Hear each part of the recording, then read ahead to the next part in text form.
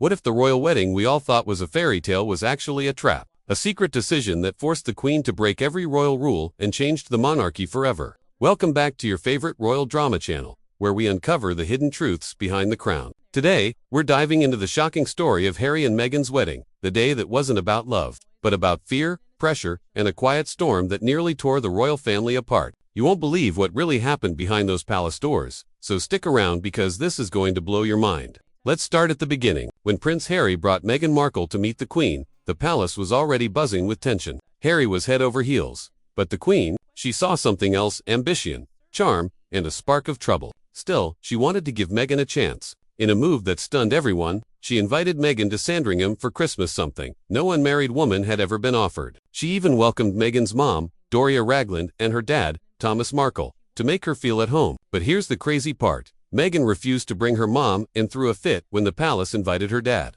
She wanted all eyes on her, no family, no distractions, just Meghan, the star. The Queen noticed the cold silences, the careful smiles, and the way Meghan played both victim and hero. But what could she do? Meghan was already hinting at racism behind closed doors, and the palace was terrified. If the Queen said no to the wedding, the world would call her cruel or worse. So, she didn't just approve the marriage. She surrendered to it. Fast forward to the wedding, and oh boy, was it a spectacle? £30 million security costs, higher than Charles and Diana's big day. Why? Because Meghan had already stirred up so much drama. The palace had to protect her from the backlash. Prince Charles tried to help. He offered Doria £30,000 for a royal-worthy wardrobe.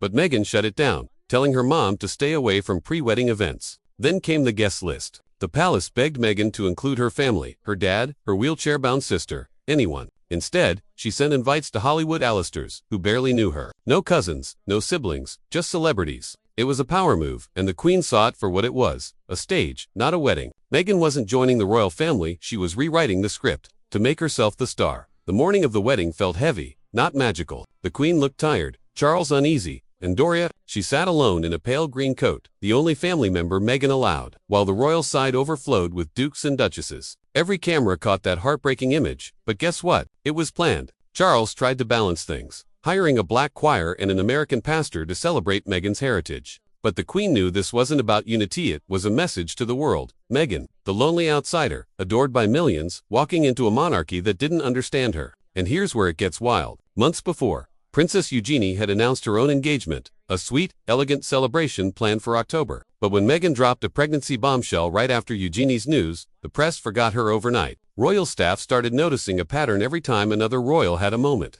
Meghan stole the spotlight with a photo, a rumor, or a headline. Was it coincidence? You tell me. The Queen tried to slow things down, hoping Harry would see the red flags. She told her advisors to delay the wedding, but Meghan's pregnancy news forced their hand. The palace couldn't wait, or the world would think they were against her. The ceremony went ahead, but the cracks were already forming. After the vows, whispers spread. Meghan claimed she lost a baby, then said Archie was born under special circumstances. But nothing added up. Royal births follow strict rules: medical supervision, public records, but no one saw anything. The Queen asked questions, but answers never came. Charles and William argued behind closed doors, desperate to protect the monarchy's reputation. Harry, blindly loyal, defended Meghan at every turn. The Queen stayed silent, but her silence screamed regret. This wasn't a royal romance, it was a royal illusion. The palace tried everything to stop the train wreck. Late-night calls, pleas, from Charles, even offers to fly Meghan's dad to London for medical care after his heart attack. But Meghan said no. She didn't want sincerity, she wanted spectacle. When the Queen gave her blessing, it wasn't out of joy, it was duty.